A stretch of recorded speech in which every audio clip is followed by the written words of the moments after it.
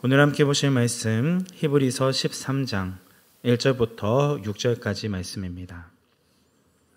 히브리서 13장 1절부터 6절까지 말씀 한 절씩 교독하겠습니다. 형제 사랑하기를 계속하고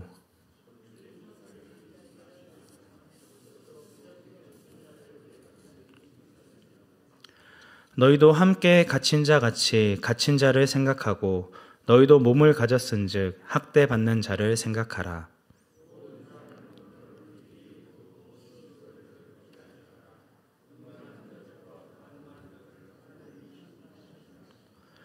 돈을 사랑하지 말고 있는 바를 족한 줄로 알라. 그가 친히 말씀하시기를 내가 결코 너희를 버리지 아니하고 너희를 떠나지 아니하리라 하셨느니라.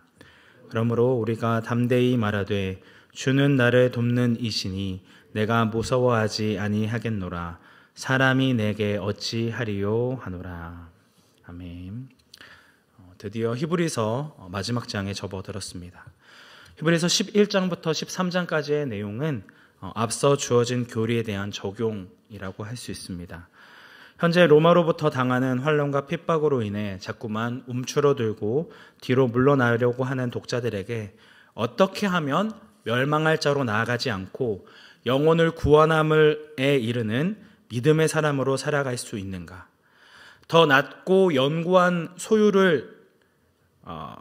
소유가 있음을 믿는 성도는 구체적으로 어떻게 살아가야 하느냐에 대해서 다루고 있습니다.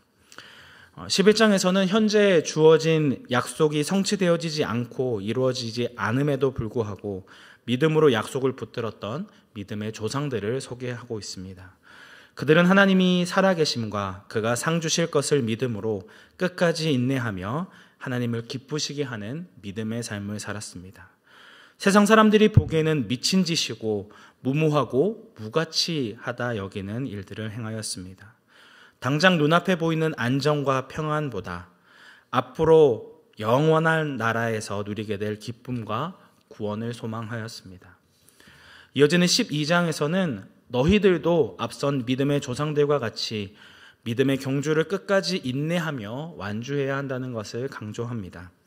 흔들리지 않는 나라를 이미 받은 자로서 현재 주어진 환난과 징계의 때에도 피곤한 손과 연약한 무릎을 일으켜 세우고 모든 사람과 더불어 화평함과 거룩함을 따르며 기쁨으로 섬기라고 명령합니다. 앞으로 얻게 될 하나님의 나라를 바라보고 소망함으로 지금의 피곤하고 낙심할 수밖에 없는 상황을 인내하라는 것이죠. 마지막 13장에서는 사랑을 이야기합니다. 사랑의 수고, 사랑의 섬김에 대해 말씀하고 있습니다. 11장은 믿음의 역사, 12장은 소망의 인내, 13장은 사랑의 수고입니다. 기억나는 성경 구절이 있지 않으십니까? 데살로니가 1장 2절부터 4절까지의 말씀입니다. 우리가 너희 모두로 말미암아 항상 하나님께 감사하며 기도할 때에 너희를 기억함은 너희의 믿음의 역사와 사랑의 수고와 우리 주 예수 그리스도에 대한 소망의 인내를 우리 하나님 아버지 앞에서 끊임없이 기억함이니 하나님의 사랑하심을 받은 형제들아 너희의 택하심을 아노라. 하나님의 택하심을 받고 사랑하심을 받은 형제들은 믿음의 역사와 사랑의 수고 그리고 예수 그리스도에 대한 소망의 인내가 있다는 것을 이야기하고 있습니다. 하나님의 백성에게 나타나는 확실한 구원의 증거가 바로 이 세 가지라 할 수 있습니다. 그럼 오늘 본문 13장에서는 어떠한 사랑의 수고가 있어야 함을 이야기하고 있을까요? 1절부터 3절까지 말씀 다시 한번 합독하도록 하겠습니다. 형제 사랑하기를 계속하고 손님 대접하기를 잊지 말라. 이로써 부지 중에 천사들을 대접한 이들이 있었느니라. 너희도 함께 갇힌 것 같이 갇힌 자를 생각하고 너희도 몸을 가졌은즉 학대받는 자를 생각하라. 히브리서 저자는 이 짧은 세 절에서 계속하라, 잊지 마라, 기억하라 라는 이 세 가지의 명령형 동사를 사용합니다. 그래서 말로만 형제를 사랑하는 것이 아니라 형제 사랑을 실천할 것을 명령하고 있습니다. 1절 말씀에서 형제 사랑하기를 계속하라는 이 표현은 이미 이 독자들이 사랑의 행위를 시작했음을 암시하고 있습니다. 지난 6장 10절 말씀에서 이 독자들이 과거의 성도들을 사랑으로 섬겼으며 지금도 그렇게 하고 있다라고 한 바 있습니다. 이러한 사랑의 행위가 구원에 속한 것이라 이야기하며 하나님은 불의하시지 않기 때문에 너희가 나타낸 사랑의 헌신을 잃어버리지 아니하신다라고도 말씀했습니다. 또한 10장 32절 말씀에서도 너희가 비방과 환난을 당하면서도 담대하게 감옥에 갇힌 믿음의 형제들을 돌아보고 그들의 고난에 동참했다고 이야기하고 있습니다. 어렵고 힘든 상황에서 너희가 형제 사랑하기를 중단하지 않은 것처럼 계속해서 그들을 도와주고 섬기면 큰 상을 얻게 될 것이라 말씀하였습니다. 아무 생각 없이 이 1절 말씀을 보면 맥락이 없는 것처럼 형제 사랑에 대해 이야기하고 있는 것 같아 보이지만 사실 이는 히브리서 저자가 계속해서 강조해 왔던 이야기였습니다. 뿐만 아니라 이러한 형제를 사랑하고 돕는 행위는 구원에 속한 일이며 큰 상을 받는 일이라고 이야기했었습니다. 이것을 12장 후반절 말씀과 연결해서 살펴볼까요? 너희가 흔들리지 않는 나라를 받았고 이를 은혜로 받았다면 무엇으로 하나님을 기쁘시게 섬기는 모습을 보일 수 있느냐? 형제의 사랑을 계속함으로 보일 수 있다는 것입니다. 우리가 흔히 생각하는 예배를 열심히 드리고 봉사를 열심히 하는 행위를 하나님을 기쁘시게 섬기는 모습이라 많이들 생각하지만 오늘 본문에서는 형제 사랑하는 것이 바로 하나님을 기쁘시게 섬기는 모습이라 이야기하고 있습니다. 왜 형제 사랑이 중요합니까? 사랑은 하나님께 속한 것이고 하나님은 사랑이시기 때문입니다. 요한일서 4장 7절과 8절 말씀을 보면 사랑하는 자들아 우리가 서로 사랑하자. 사랑은 하나님께 속한 것이니 사랑하는 자마다 하나님으로부터 나서 하나님을 알고 사랑하지 아니하는 자는 하나님을 알지 못하나니 이는 하나님은 사랑이심이라고 이야기합니다. 3장 16절 말씀에서는 그가 우리를 위하여 목숨을 버리셨으니 우리가 이로써 사랑을 알고 우리도 형제를 위하여 목숨을 버리는 것이 마땅하니라고까지 이야기합니다. 예수님의 사랑을 안 자로서 보이는 모습이 바로 형제를 위해 자신의 목숨까지 아낌없이 내어주는 모습이라는 것입니다. 이어지는 17절과 18절 말씀에서는 누가 이 세상의 재물을 가지고 형제의 궁핍함을 보고도 도와줄 마음을 닫으면 하나님의 사랑이 어찌 그 속에 거하겠느냐. 자녀들아 우리가 말과 혀로만 사랑하지 말고 행함과 진실함으로 하자라고 권면합니다. 말과 혀로만 사랑하는 것이 아니라 행함과 진실함으로 궁핍한 가운데 처한 형제를 도와주라. 이것이 하나님의 사랑이 그 속에 거한 자의 모습이라는 것입니다.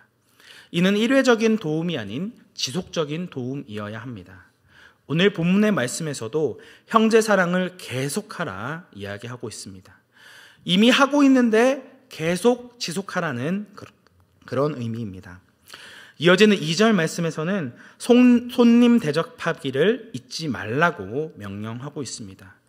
여기에서의 손님은 나그네 된 형제를 의미합니다. 초대교회 당시에는 많은 사람들이 복음 때문에 핍박을 받고 나그네가 되었습니다. 또 복음을 전하기 위해 집을 떠나 순회 전도자가 되었습니다.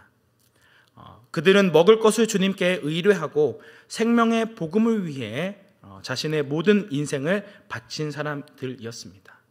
이러한 자들을 기꺼이 맞이하고 대접하라는 것입니다. 그렇게 손님을 대접할 때 부지 중에 천사들을 대접한 이들이 있다라고 이야기합니다. 창세기 18장에 아브라함이 그랬고 창세기 19장에 롯이 그랬습니다. 아브라함이 천사들을 나그네로 알고 정성껏 영접하였을 때 아들을 낳을 것이라는 약속의 말씀을 받았고 롯은 심판에서부터 구원을 얻게 되어집니다.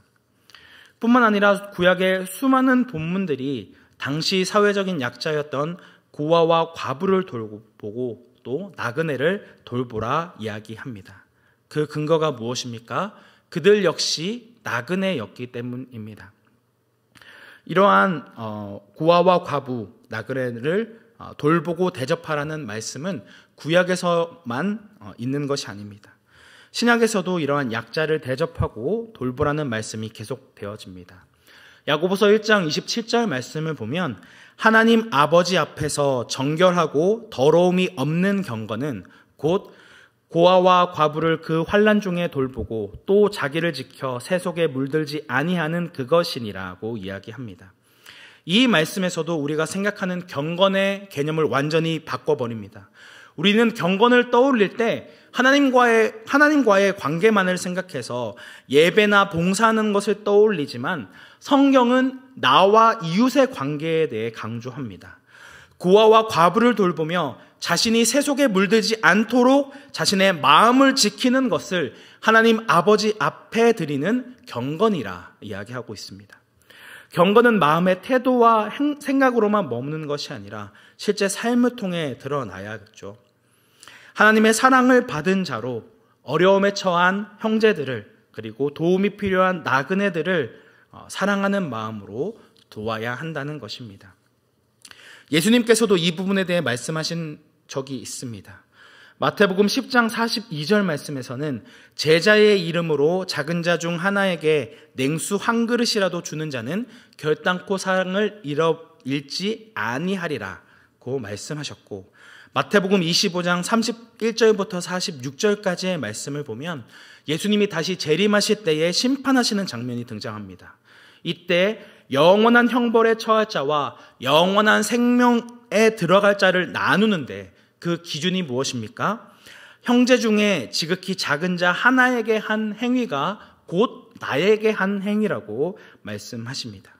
지극히 작은 자가 줄일 때 먹을 것을 주고 목마를 때 마시게 하고 나그네 되었을 때 영접해주고 헐벗었을 때 옷을 입혀주고 병든 자와 옥에 갇힌 자를 돌보았던 자들은 창세 전부터 예비된 나라를 상속받으라고 말씀하십니다. 반대로 지극히 작은 자에게 사랑을 베풀지 아니하는 자는 예비된 영원한 불에 들어갈 것이라 직접 말씀하셨습니다. 이 말씀을 뒤집어서 생각해 본다면 하나님께서 허락해 주신 사랑으로 이웃에게 흘려보내고 나누어 주며 그들을 돌보거나 섬기지 않는 자는 예비된 하나님의 나라에 들어갈 수 없다는 것을 경고하고 있는 것입니다. 오늘 우리는 이와 같은 말씀 앞에 어떻게 반응하고 있습니까? 우리 주변의 이웃들과 지체들의 어려움을 보거나 알았을 때 어떠한 반응을 보입니까? 당신 힘든 거 알지만 나도 어쩔 수 없다. 나도 힘들고 지치거든 이라고 얘기합니까? 아니면 내가 할 수 있는 최선을 다해 어떻게든 도와주려 애쓰십니까? 오늘 본문의 3절 말씀에서도 어려움에 처한 지체들에 대해 언급하고 있습니다. 너희도 함께 갇힌 것 같이 갇힌 자를 생각하고 너희도 몸을 가졌은즉 학대받는 자를 생각하라고 이야기합니다. 앞서 10장의 말씀과 같이 계속해서 믿음을 지키다가 감옥에 갇히게 될 형제 자매들이 더욱 많아지게 될 것인데 그들을 대할 때에 내가 갇힌 것처럼 그리고 내 몸이 학대받는 것처럼 그들의 아픔을 공감해주고 그들을 잊지 말고 돌봐주고 섬겨주라는 것입니다. 왜 그래야 됩니까? 그리스도 안에서 한 형제요 자매이기 때문입니다. 우리 형제 중에 누가 아프고 힘들면 그 아픔을 내 것으로 여기고 돌보아 주어야 합니다. 이들이 어려움에 처한 형제를 외면하고 격려하지 않으면 누가 그들을 생각해주고 돌보아 주겠습니까? 주 안에서 하나 된 지체들을 사랑으로 섬기는 모습이 필요하다는 것을 이야기하고 있습니다. 오늘 우리는 주 안에서 함께 신앙생활 하다가 어려움에 처한 형제 자매를 보며 어떻게 행동하고 계십니까? 그 지체를 돕기 위해 어떻게든 애쓰고 함께 그 문제를 해결하기 위해 노력하고 계십니까? 아니면 나와는 상관없는 일이라 생각하고 쉽게 외면하고 계십니까?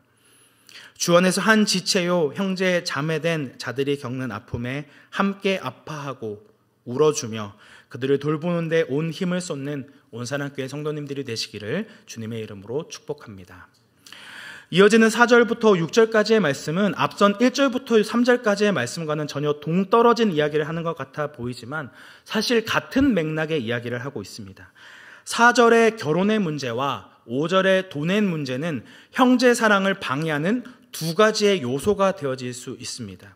형제 사랑을 계속하기 위해서는 이 두 가지의 문제를 분명하게 해결해야 된다는 것입니다. 가장 먼저 4절에서는 모든 사람은 결혼을 귀히 여기고 침소를 더럽히지 않아야 된다고 권면하고 있습니다. 곧 음행하거나 간음하지 말라는 것인데요. 이것은 무엇을 의미하냐면 우리가 자기 가정을 거룩하게 지키지 못하고 몸을 거룩히 지키지 못하면서 형제를 사랑하는 것은 사실상 불가능한 일이라는 것입니다. 먼저 우리 가정이 행복해야 하고 형제를 사랑하기 이전에 주 안에서 한 몸 된 배우자를 아끼고 사랑해야 한다는 것입니다. 형제를 사랑한다 하면서 정작 자신의 아내나 남편에게 소홀히 대한다면 그 사랑이 지속될 수 없겠지요. 그렇기 때문에 우리는 침소를 더럽히지 않도록 음행과 간음의 죄에 빠지지 않도록 더욱 주의하며 주님 안에서 하나 된 이 배우자를 섬기며 돌보는데 가장 우선순위를 두어야 합니다. 이어지는 5절의 돈의 문제도 마찬가지입니다. 형제를 사랑하고 나그네를 대접하고 갇힌 자를 돌보기 위해서는 경제적인 섬김이 뒤따를 수밖에 없습니다. 결국 형제를 사랑할 것이냐 돈을 사랑할 것이냐 이 둘 중 하나를 선택할 수밖에 없는 것이죠. 사실 돈만큼 자신이 사랑하고 있는 것이 무엇인지를 잘 보여주는 것도 없습니다. 그가 쓰는 돈은 그의 관심이 현재 어디에 있는지를 가장 잘 보여주는 사랑의 도구이기 때문입니다. 관심이 있고 자신의 마음이 있는 곳에 재물이 쓰여지는 것은 당연한 이치이지 않겠습니까? 그러한 점에서 형제를 사랑하기 위해서는 5절의 말씀과 같이 돈을 사랑하지 말고 있는 바를 족한 줄로 알아야 합니다. 그래야 자신의 재물을 형제를 위해 아낌없이 사용할 수 있습니다. 자족하는 것, 내가 충분히 쓸 수 있는 것 이상 주어진 것들을 이웃을 향해 베풀 수 있게 된다는 것이죠. 그렇다면 어떠한 사람이 형제를 위해 자신의 피와 같은 돈을 아낌없이 내어줄 수 있을까요? 5절 후반절의 말씀과 같이 하나님이 결코 나를 버리지 않고 나를 떠나지 않으신다고 확신하는 자가 자족하는 삶을 살 수 있습니다. 6절 말씀과 같이 주는 나를 돕는 이이니 내가 무서워하지 아니하겠노라. 사람이 내게 어찌하리요라고 담대히 외칠 수 있는 자가 자신의 돈을 형제를 위해 내어줄 수 있습니다. 하나님께서 우리의 모든 필요를 공급해 주시고 함께해 주심을 정말로 믿는 자만이 하나님이 나의 주인이 되시고 나의 영원한 반석이 되시며 나의 주인이라는 것을 굳건히 믿는 자만이 나를 위해 재물을 쓰지 않고 형제 자매를 위하여 이웃을 위하여 재물을 쓸 수 있다는 것입니다. 내가 소유하고 있는 재물이 우리의 생사여탈권을 쥐고 있다라고 생각한다면 어찌 피 같은 돈을 남을 위해 사용할 수 있겠습니까? 하지만 하나님께서 우리의 생사여탈권을 쥐고 계신 분임을 믿는다면 얼마든지 도움이 필요한 지체들을 위해 나의 재물을 내어줄 수 있습니다. 내가 그를 위해 내어준 것 이상으로 하나님께서 우리에게 영적인 복과 상을 주실 것임을 믿기 때문에 현재 우리의 눈에 보여지고 만져지는 그래서 위력을 느낄 수 있는 현금보다 장차 하나님께서 허락하실 영원한 나라에 대한 소망이 더 크다는 것을 믿는 자만이 할 수 있는 일입니다. 이것이 바로 세상이 감당하지 못한 사람, 세상 사람들이 보기에는 미친 짓이고 이상한 일을 하는 믿음의 사람이 행할 수 있는 일이라는 것이죠.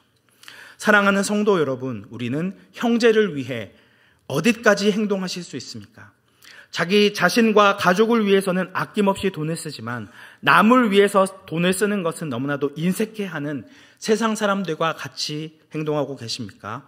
아니면 하나님께서 허락하신 모든 것에 감사하며 자족함으로 필요에 따라 자신의 것을 아낌없이 내어주는 그런 하나님의 백성의 모습이신지요? 하나님께서 우리의 모든 필요를 공급하시고 붙드신다는 것을 믿으며 주님께서 우리를 위해 모든 것을 내어주셨듯 우리 역시 지체들을 위해 나의 모든 것을 내어주는 온사랑교회 성도님들이 되시기를 주님의 이름으로 축복합니다. 함께 기도하겠습니다.